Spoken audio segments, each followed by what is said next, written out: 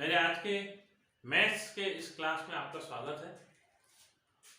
आपका समर्थन, आपका प्यार, आपका प्रोत्साहन जो मुझे मिल रहा है उसके लिए बहुत बहुत धन्यवाद। तो सभी का जो अनुरोध था उसको मैं साथ में लेकर आया हूँ।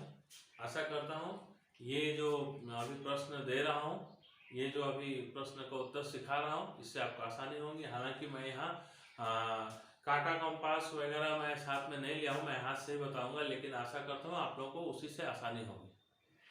तो हम लोग अभी सीखेंगे त्रिभुज का परिवृत्त बनाना। परिवृत्त क्या होता है पहले जानते हैं। यहाँ प्रश्न ही है परिवृत्त बनाना है। तो परिवृत्त क्या होता है? कोई भी त्रिभुज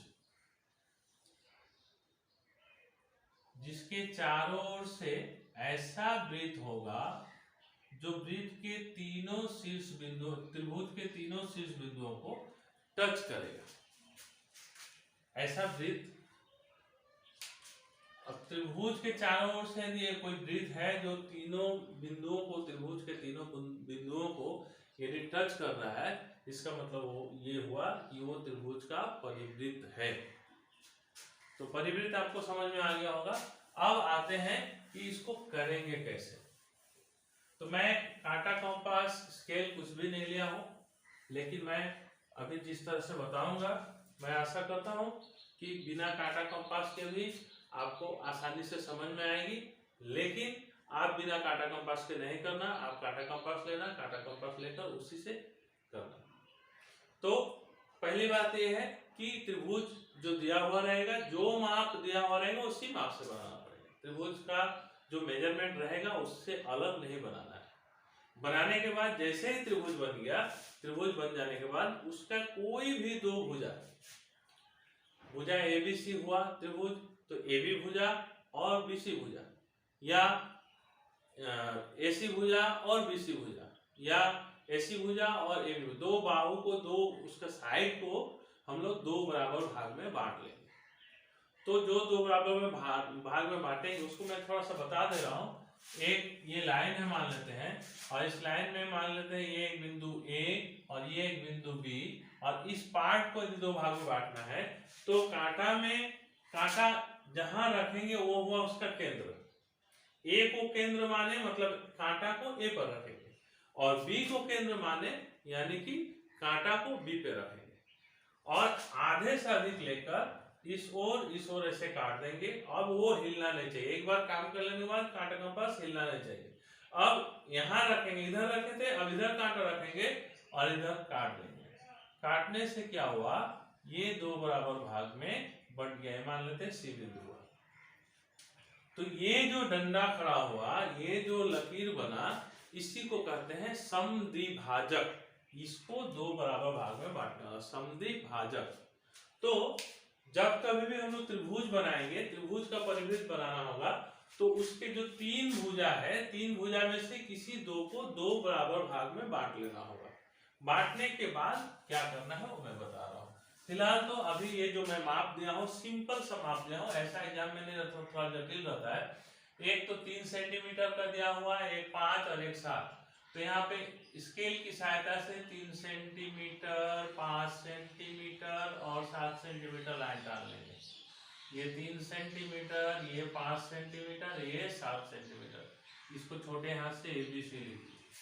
अब यहाँ पे बिना माप का एक लाइन लेंगे जिसका नाम रख दिए, मान लेते हैं एक्स। त्रिभुज बना रहे हैं हम लोग। सबसे बड़ी वाली भुजा जो है उसको कांटा कंपास से मापेंगे। मापने के बाद इस ओर कांटा रखेंगे और यहाँ से काट देंगे, तो ये बी हुआ। ये इसके माप का हुआ, ये 7 सेंटीमीटर।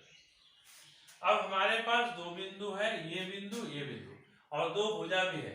तो एक बिंदु से इसको और एक बिंदु से इसको हम लोग मापेंगे, यानी कि छोटे वाले को मापते हैं कांटा कंपास में और कांटा को यहाँ रख के ऐसे काटेंगे। तो ये एरिया जो हो गया ये 3 सेंटीमीटर का हो गया। अब ये 5 वाले को मापेंगे और इस ओर से काटेंगे, तो ये 5 वाले का हो गया। ये जहां कट गया वहां इसको यहां मिला देंगे सी। तो क्या आया, ये AB 7 सेंटीमीटर, ये 3 सेंटीमीटर और ये 5 सेंटीमीटर का त्रिभुज हमारे पास बन गया।